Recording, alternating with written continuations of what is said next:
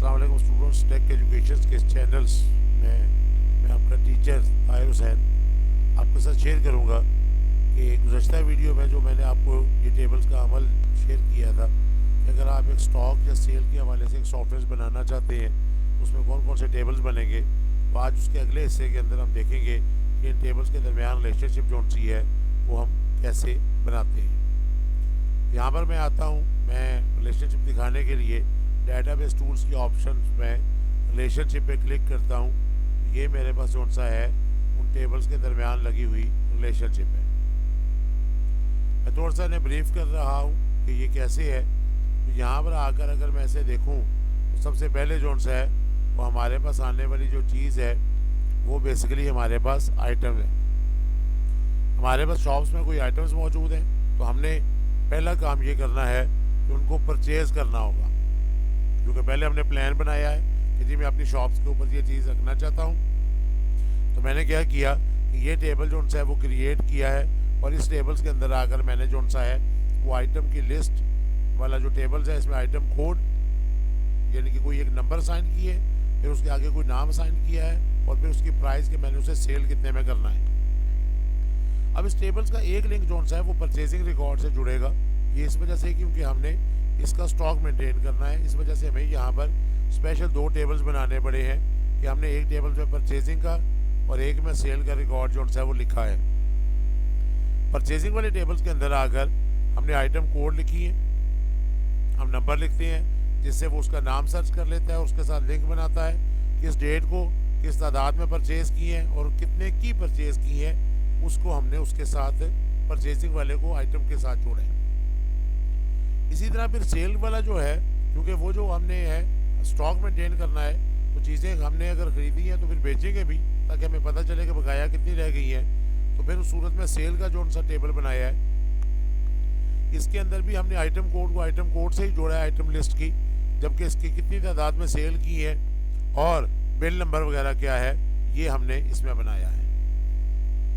अब परचेजिंग के साथ तो हमने किसी दूसरे टेबल को नहीं जोड़ना, लेकिन हमने यहाँ पर आकर सेल के रिकॉर्ड को जो सा है वो हमने उसका एक हिसाब रखना है। तो सेल के लिए हमने आकर उसे बिल से जोड़ा है। जो हम चीज़ें सेल कर रहे हैं, ज़ाहिर बात है इसके अंदर हमारे पास एक यूनिक फील्ड जो है वो बिल नंबर है कि अगर हम ये चीज़ सेल कर रहे हैं तो किस बिल नंबर पे सेल की है। तो इस वजह से हमने इसका जो लिंक बनाया है वो हमने आकर बिल रिकॉर्ड से बनाया है टेबल से। इस टेबल के अंदर बिल का नंबर लिखा है,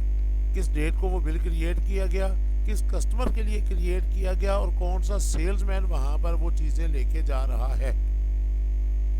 तो हमने ये वाला जो टेबल्स है ये उसके लिए क्रिएट किया है। अब इसके बाद हमारे पास यहाँ पर आकर,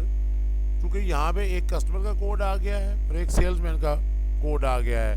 इस वजह से हमने एक लिंक इससे आगे सेल्समैन के डिटेल से जोड़ा है कि हमारे पास जो सेल्समैन है उनके नंबर जो हमने असाइन किए हुए हैं उन्हें, उनका नाम, उनका सेल नंबर,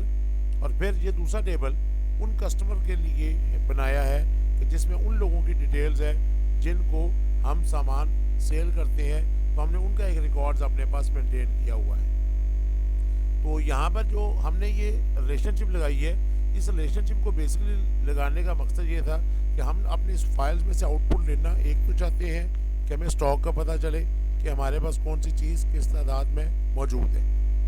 दूसरा हम यहाँ पर ये देखना चाहते हैं कि हमारे पास कौन सा सेल्समैन किस दिन कितनी सेल कर रहा है। और तीसरा हम जो सा है वो ये देखना चाहते हैं कि हमारे पास जो कस्टमर है जिनको हम सामान सेल कर रहे हैं वो हमारे पास आकर 1 महीने में या 3 माह में या 1 साल में कौन से ऐसे कस्टमर्स हैं जो जिनके साथ हमारी ज़्यादा सेल होती है।